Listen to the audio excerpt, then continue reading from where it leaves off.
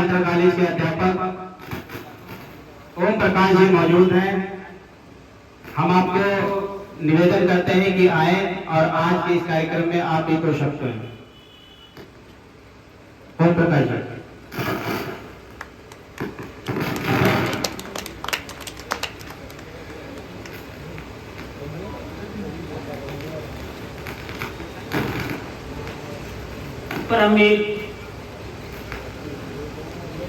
परमवीर चक्र विजेता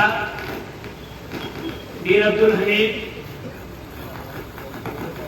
की आज पुण्यतिथि के अवसर पर मंचासेन नगर के अध्यक्ष चेयरमैन आदरणीय विजय शुक्ला रिंकू भाई, गोला देहात के प्रधान भाई राजेश गिरी जी, सम्मानित मंच के अन्य अतिथिगण, सामने बैठे हुए हमारे समस्त अतिथिगण, विद्वान, शिक्षक साथी और नगर के पधारे हुए महान व्यक्तियों, आज का दिन हम सभी के लिए बहुत ही गौरव का दिवस है। वीर अब्दुल हमीद 1 जुलाई सन 1933 को गाजीपुर के धामोपुर में जन्मे थे। एक छोटा सा गांव। इनके पिताजी सिलाई का कार्य करते थे। अब्दुल हमीद जी का बचपन में ही पढ़ने लिखने में ज्यादा मन नहीं लगता था। गांव में जो बच्चों के खेल होते हैं, लाठी डंडे चलाना, तैरना, कुश्ती लड़ना, ये इनके बचपन के शौक थे। इनके अंदर निर्भीकता, साहस बचपन से ही विद्यमान थी और इनकी इच्छा थी कि हम भारतीय फौज में भर्ती भारतीय सेना में सम्मिलित हुए। सन 1962 का चीन युद्ध जो पाकिस्तान भारत पर चीन ने थोपा था, उसमें इन्होंने प्रतिभाग किया, लेकिन इनको अपने शौर्य, साहस का पराक्रम दिखाने का जो अवसर है वह सन 1965 में मिला, जब इनकी तैनाती पंजाब प्रांत का जिला है तरन तारण, वहां के खेमगढ़ सेक्टर में एक गांव है उत्ताल आसल, वहां पर इनकी नियुक्ति थी, पोस्टिंग थी।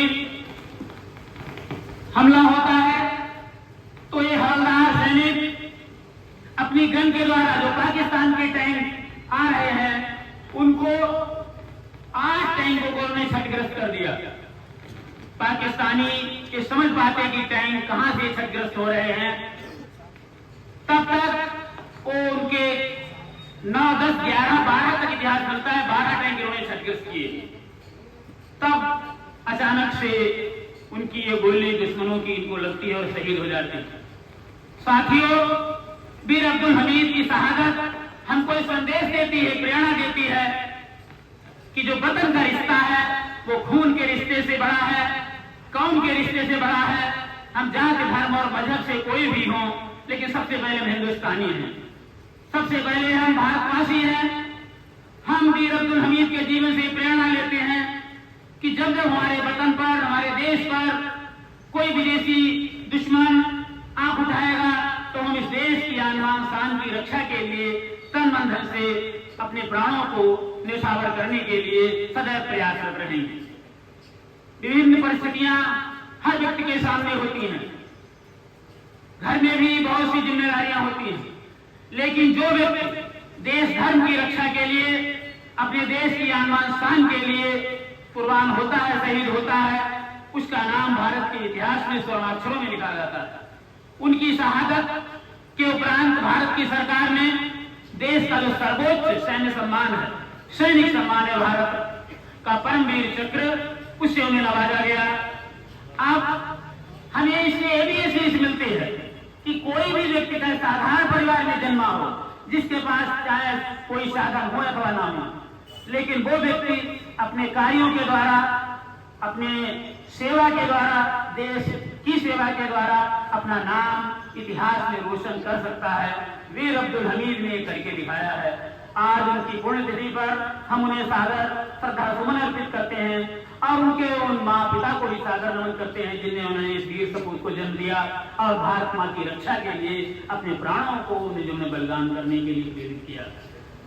इन शब्दों के साथ आप सभी के प्रति मैं आभार व्यक्त करते हुए अपनी वाणी को विराम देता हूँ। धन्यवाद।